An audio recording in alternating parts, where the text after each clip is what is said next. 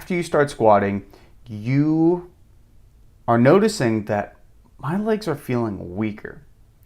But wait a second, I literally started squatting to get stronger legs. So is this worthless? Should I just quit squatting altogether? Well, let's talk about why your legs might be feeling a little bit weaker after squats. So weak legs after squats is 100% usually a couple reasons. So it's likely a recovery issue, and this is usually from a program that is not built properly. Okay, so that's going to be the major key here.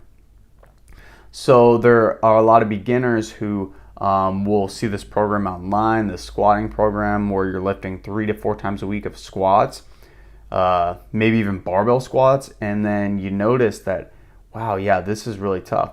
Well, as a beginner, it's probably not the best idea to do all of those squats in that really high volume, high intensity program. That's made for people who have been squatting and lifting for a very long period of time, okay? So for beginners, usually what I recommend is to try to get one, usually ideally 2 times a week of squatting to get just a little bit of extra volume and practice with the movement. Focus on slow and controlled repetitions so you can build that movement pattern and make sure your technique is solid. So then once you do get to those programs long term and down the road, you 100% will be fit in your squatting muscles and pattern to handle all that load, handle all that volume. And then just doing 3 to 5 sets of roughly I was supposed to put 5 there. It's supposed to be 5 to 15 repetitions. 3 is a little bit more lower, more strength-based, so definitely 3 to 5 sets of 5 to 15 repetitions that we're trying to get there. On whatever variation you are at. So some people are going to be doing back squats, some people doing front squats, some people goblet squats, etc. Whatever variation you are at, try to get roughly these things.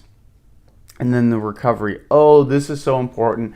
And where if you are not following a good program, when I say there's bad programs, there's not inherently bad programs usually. It's just bad for a specific individual. So these programs I'm referencing that are bad just might not be good for you right now. So the recovery, we need to have about 1 day of rest in between squatting exercises. So that gives all those leg muscles time to recover and also gives your body and central nervous system time to kind of calibrate that movement that you did. So part of getting better and stronger at squats is that your body gets more efficient at it. The neural capabilities of your muscles to fire at the same time in unison get better. And that also needs time to occur. That needs time to occur after.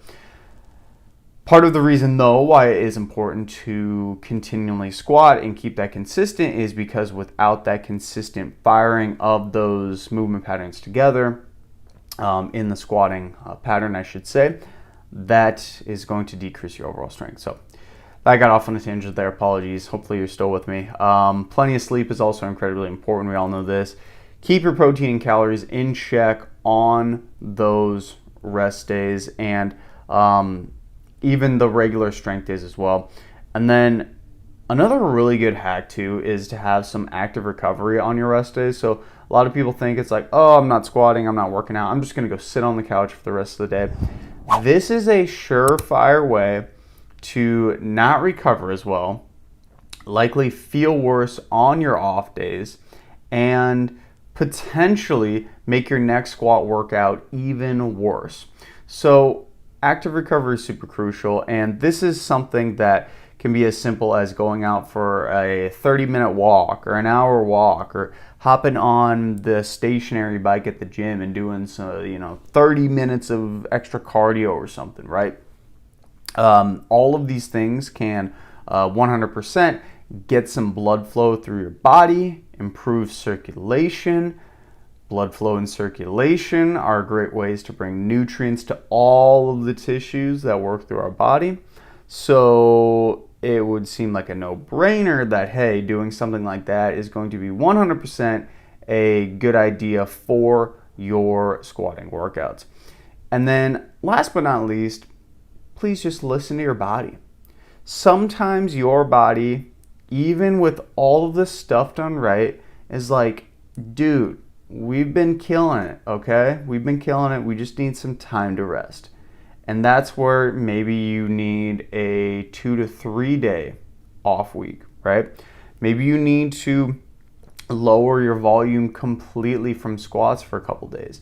You might be in a position where you need a full-blown deload week, where you need to cut all your volume and all your exercises.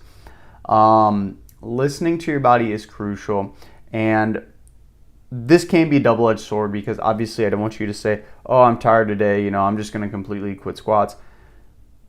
A lot of days we are not feeling super good, and we are not as energetic as we could.